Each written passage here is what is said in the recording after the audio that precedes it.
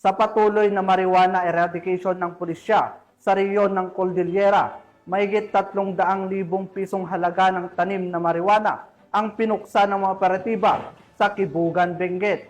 Patrolwoman Ronaldin Layaw sa balita. Natayang 300,000 halaga ng marijuana plants ang pinuksan ng mga operatiba sa City Olalasig, Pagayong, Kibugan, Benguet nito lang may 12 ng Pebrero 2025.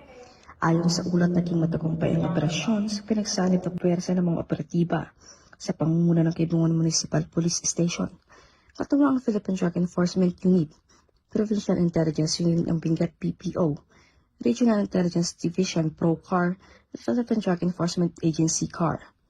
Ang operasyon ay nagresulta sa pagkakadiskubre ng 1,500 piraso ng marijuana plants sa dalawang plantasyon na may lawak na higit kumulang 300 meters na nagkakahalaga ng 300,000 standard drug price.